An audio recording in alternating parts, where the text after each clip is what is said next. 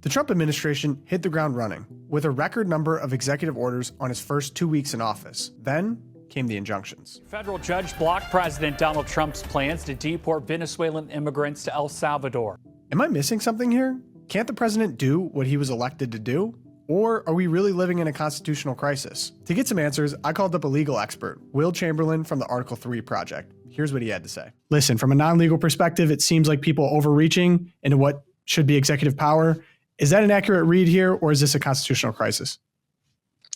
I mean, it's a constitutional crisis, but not for the reason people are saying it is. The constitutional crisis is being created by the judiciary encroaching on the president's Article 2 prerogatives. So, I mean, the simplest one is obviously this Judge James Boasberg, who decided to order planes to turn around carrying illegal aliens who are members of a designated foreign terrorist organization. Sorry, that's not your right. That's not your authority. Not only is it within the president's foreign policy powers under Article 2, it's also the Alien Enemies Act, which doesn't provide any role for judicial review. So all this stuff is just really a sign of a judiciary run wild. And even the other things you mentioned, I think that they're just being wildly over aggressive, and it's about time that Chief Justice Roberts put a stop to it. Yeah, and is this a loggerheads that Trump saw coming? Like this to me isn't a new issue in terms of judge shopping or whatever. People claim it happened under the last administration as well. Was his intention, do you think, to actually have a long-term solution to district court judges putting temporary injunctions on presidential action? I mean, this is something that I think the administration and people in the administration have been thinking about. I think they anticipated a decent number of injunctions, maybe not this many and maybe not as aggressively. Like, I'm sure they didn't really think that the, flying out illegal aliens was going to trigger injunctions against them and orders for the planes to turn around. But I would suspect that on some of this stuff, they're actually trying to get judicial review. So, for example, just recently, Trump announced that he was going to fire 2 people on, I believe, the Federal Trade Commission, fired 2 of the Democrat nominees to that. Well, historically, that's been as a multi-member commission that's created by Congress and has this quasi-judicial function. There's been like a for-cause removal requirement. And the president is actively saying, no, I'm just firing you at will. I don't care. I don't think this for-cause removal provision is constitutional. I think we're going to challenge it. But what they're trying to do is they're trying to reverse this case called Humphrey's Executor, which has been around since the 30s, which insulated these people from at-will removal. And so that's where you expect there to be pushback. That's where you're expecting litigation and trying to, bring it about. But on some of this stuff, I'm sure they're just completely surprised and taken aback by what these judges are doing. Yeah, I was looking into this a little bit deeper, and there's a Harvard Law Review article. 67% of all injunctions this century came against President Trump in his first term. 92% were imposed by Democrat-appointed judges. Is this a coincidence, or has this been a long-running tradition with left-wing leaning judges? There's always been some of this. I was reading about Bill Barr, who was Attorney General, obviously under Trump, but he was also Attorney General under the first George Bush's administration, all the way back in the 90s. And he talked about in his book, actually, where they had a whole bunch of Cuban illegal immigrants who were violent, the Mariel boat lift, and they did a prison rebellion, actually, down in Florida. And the first Bush administration put it down. They arrested all the ringleaders. And what Barr said is that he immediately had people saying, you need to get these people back to Cuba as soon as possible before the lawyers understand what's even happened. So before they had even allowed there to be reporting, or before they even publicized that they had put down this prison rebellion, all of the illegal aliens involved were back in Cuba so that there were no injunctions. So I think that there was, certainly Barr has anticipated this, and all these left-wing civil liberties groups are used to being active on this front. It's really interesting, though, how none of them seem to find any reason to object to any of the aggressive prosecutorial tactics used against the J6ers. I guess it's only, violent criminal illegal aliens that really the DC bar is even slightly interested in helping, not just American citizens. Why do you think there wasn't resistance from the other side on, say, the January 6th prosecutors? Were they too scared to bring up these kind of injunctions in front of judges, or they just didn't think the judges would offer injunctions? This is a serious critique of the conservative legal movement, TM, Federal Society, all of them. We can be serious about it. The left-leaning lawyers, even if they work at big law firms, take on these cases pro bono, but you couldn't find And I mean, even, big sort of right-leaning law firms historically, places like Jones Day, that have a lot of lawyers that ended up staffing the administration, they weren't there to defend the January Sixers. They weren't using their pro bono hours to help them out. And it was left to people. I mean, there were a few people who did really, really good work pro bono, or low bono. Bill Shipley is a good example of that. Marina Medvin, there's a few others. But for the most part, these guys were just, they were either getting public defenders who hated them and thought they deserved to go to jail, or they were getting very, very bad lawyers. And in some cases, it actually opened up some kind of grifts where you had some very, very bad lawyers with almost no criminal experience doing really poor jobs for their clients and getting them much worse settlements, much worse plea bargains than they would have gotten had they been represented by competent counsel. It's interesting. So we're mentioning kind of injunctions, judge shopping. All this keeps happening more and more. And I saw that Justice Roberts said for more than 2 centuries, it has been established that impeachment is not an appropriate response to disagreement concerning a judicial decision. So question for you, is impeachment actually a way to push back against, say, unconstitutional overreach, or is there some other solution that we might not be hearing about? I mean, there is such a thing as a judicial decision that is so bad that it justifies impeachment, right? And I'm not saying every wrong judicial decision does that. And I would say most wrong judicial decisions don't. The problem with what Judge Boasberg did was it was such a dramatic encroachment on the president's Article 2 authority. And not only did he encroach upon it, he imposed immediate short-term deadlines demanding immediate compliance for things that were completely lawless in the first instance. I can only think of one other ruling like this that probably would have justified impeachment on its own. That was when William Douglas, who was a Supreme Court justice at the time back in the 70s, tried to tell the Nixon administration to stop bombing Cambodia. Sorry, not your job, foreign policy, right? Like whatever the merits of bombing or not bombing Cambodia, that's clearly not the judicial role. There's no judicial role in telling the commander and the chief of the military how to use his forces. So I think that's the problem here. I mean, this is just so egregious that it cried out for an immediate impeachment resolution. So I think that's what you got here. So do you think there is a long-term solution outside of just fighting these things out in the court, long drawn out? There's just going to be injunctions left and right? You're going to see, first off, you're obviously going to see this impeachment hearing go forward. Now, I mean, to be clear, we don't have 67 votes in the Senate, so we're not going to kick Boasberg out of his seat. The medium term, though, I think that the Republicans are going to take seriously the idea of jurisdiction stripping legislation. So, I mean, to explain to your audience, the Supreme Court's jurisdiction is laid out for the most part in the Constitution, and its role is laid out in the Constitution. But the inferior courts are created by Congress, and the Constitution says that these are created by Congress, and they can be restructured. They can have their authority taken from them. Certain categories of cases can be stripped from them entirely, or new courts can be created to handle those category of cases. So I wouldn't be surprised to see that as a potential reform option. Another potential reform option would be to, put new, more stringent requirements on these nationwide injunctions, like, basically saying that if you're going to hear a nationwide injunction, you need to have a 3-judge panel. You need to have immediate appeal. There's no such thing as like a unappealable TRO on a nationwide injunction. Like if you do a nationwide TRO, it's immediately appealable, which would be an exception to temporary restraining orders, which are normally not appealable because they're supposed to expire fairly quickly. So there are a lot of like little tweaks that can do that are actually like productive solutions. Impeachment is kind of more the process is the punishment. We want to deter this sort of behavior from judges going forward. So, and they certainly didn't hesitate to impeach Donald Trump. So we're going to inflict it upon them when they do something totally lawless.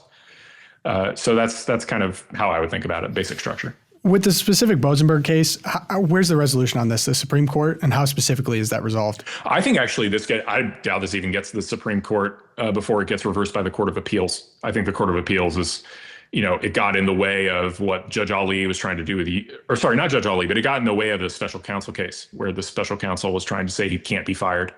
The district court agreed, the DC Circuit didn't. I think that's what's about to happen here. The moment you have a DC Circuit actually review this Boasberg case, they're going to say, no, you don't have the authority to do any of this. That's my guess. Which of the most prominent cases brought against Trump in actions right now do you think could actually not go his way, for example? I mean, there's some risk. I know he's trying to abolish the Department of Education. I think that that's going to be tricky because he's not doing it with Congress. That's a big congressionally authorized funding. I think there's a good chance he could lose that. And he could lose on some of these grants if they're not if they aren't vested, if discretion to give those grants wasn't vested at the agency. And I think also there's some risk that he loses on this Humphreys executor argument, right? I don't know that he'll be able to get these FTC people to be fired at will. Because I mean, under current law, like Humphreys executor is still good law, and Humphreys executor clearly covers basically the FTC and the FCC, the Federal Trade Commission, Federal Communications Commission, from this sort of at-will removal. So I wouldn't be surprised if he loses there. I think the administration knows it is trying to change current law. They have a good argument, good reason to think that they'll win, but you never can bet on the court to decide to reverse 90-year-old precedent. So back to the point you had before, you're saying like, okay, the public's attention is on a lot of these legal fights right now. That's the fight of the Trump administration. Personally, I don't remember this happening as much attention, say during the Biden administration or even Trump 1.0. So do you think that's a smart play from the Trump administration? This is the real battle that needs to be had for progress to be made? Yeah, I mean, they're going to be aggressive now, and they should be. They should be trying to push the limits. I mean, one of the things about Obama, especially Obama, the Obama administration was unbelievably aggressive, and they weren't the victim of a bunch of injunctions, but they kept losing on unanimous decisions to the Supreme Court. I don't know if you remember that, but that was very common, that they were doing stuff that was so lawless, it was constantly getting reversed to the Supreme Court. Here, it's the inverse. The Supreme Court is conservative, so the issue is not getting the Supreme Court to agree with Trump necessarily, but you have all these liberal district judges who are being shopped for and issuing these wild injunctions. So it's a different angle that has to be addressed differently. We ultimately need the Supreme Court to come down and, come out the right way on these temporary restraining orders and put a stop to them. But until then, yeah, this was the fight that Trump should have picked. Yeah, you might remember this specific case, but I think the Supreme Court was 5-4 on the USAID funding. Like the money had to go out the door. They decided at the end of the day. Was that surprising to you, that ruling? Because I remember, was it Justice Alito really had a scorched earth opinion on this about the judge shopping? What do you think about that whole situation? I think it was definitely a weird opinion. I think it's ultimately going to come out the right way. I think the weirdness is an artifact of the procedural posture, which is that this is coming up as a temporary restraining order, which is normally not appealable. But I still think that what happened was Justice Roberts and Justice Barrett got way too cute, because here's what happened, right? The district judge issues his order, disperse $2 billion in 36 hours. Justice Roberts stays that order, says, whoa, hold on. And then a few days later agrees with 4 other justices to lift the stay, and then says, but, as some advice, you should name who exactly you expect the government to give money to, not just generally give all the money out, but like say who needs to receive it. And also account for the logistics of getting that money out the door, like don't set any immediate deadlines. So that was what Justice Roberts and Barrett probably thought they were doing some sort of compromise. The thing why they were getting too cute is that if they're doing that, they are reversing the underlying order. The underlying order said disperse $2 billion in 36 hours. If there was a stay and then that stay is vacated, well, that underlying order goes back into effect, and everything you're saying is just advisory. Like Judge Ali could theoretically just ignore it. You just be like, whatever. I mean, they said some stuff about logistics. I don't care. What they did was they lifted the stay on my order, so my order goes into effect. Pay out the money or you're in contempt. Which is why Roberts and Barrett were getting too cute. They should have made clear that given what they thought, which is this needed to be way more specific and they needed to account for the logistics, then you needed to throw out the order in the first instance and tell the district judge to try again. But this is sort of an artifact of it. Roberts historically has always tried to get cute with this stuff to maintain the balance and appear nonpartisan. But in reality, he's undermining the legitimacy of the whole judiciary by not bringing his judges to heel. Mm-hmm. And final question for you. I heard the word ignore come up here, and a lot of people are accusing President Trump of ignoring or telling him to ignore, say, Supreme Court decisions or other stays or things like that, especially with the Bosenberg case. They're like, oh, just ignore it. I actually don't think that's what the Trump administration is arguing. They're saying that it just wasn't good to begin with. So would you say, has there been an instance of him ignoring? Would you advise going that route of just ignoring some of these things? Or is it we got to communicate better to the public that we're not actually ignoring? Just could you clear some of that up? They're bending over backwards to comply with the letter of these unlawful rulings to try and keep the good relations between the court and the executive branch. They don't want to breach it. I know that's what they're trying to do. Like if you read the transcripts, they're trying to say, look, we complied with your written minute order. I know you wanted us to turn planes around midair. Your written minute order didn't say that. We're not going to obey an oral injunction because that's not a thing. So they're trying to comply, but one of the things they're doing is they really are screaming in legal prose at the court to get it together. So in the latest filing in the Boasberg case, in this Trenda Aragua case, it was signed by Pam Bondi, Todd Blanche, Emil Bove, and that's the entire top level of the Department of Justice. When those three people all sign a brief, that's the government saying, you need to listen. We're serious, right? Like, we are not happy with your ruling. And we think you are wildly overboard. This isn't just a normal appeal. This is the entire Department of Justice top leadership saying, you're screwing up, court. You need to stop. So eventually, the attempts of the administration to bend and comply with lawless orders that infringe on Article 2 prerogatives, I mean, they'll only work for so long. Eventually, if the courts keep doing this, they're going to order the president to do something that he just will not do. And that's a real risk, because what happens when he just says, I can't do that. Sorry, moving on. Like, I can't obey the terms of your order. You need to stay it. And I mean, we saw a little bit of give from Judge Boasberg. He imposed this rush deadline, and then the court gave him this filing and said, please stay your ruling or else. And he stayed it because he's like, okay, you guys do need, if you aren't able to appeal it, then you are going to ignore it. Okay, so what's the implication? We reached that final destination where the goodwill runs close, out, and the courts need to come back from the brink. That's the final implication. Like we're close to ignoring it. I hope we don't get there. I don't hope we don't have to, but I think if we have to ignore them, we should ignore. Wow. Okay. Close. So, Will, thank you for the expertise today. If people want to follow you, check out what you got going on, where should they go? At Will Chamberlain on Twitter, and also a3paction.org has a lot of ways you can take action.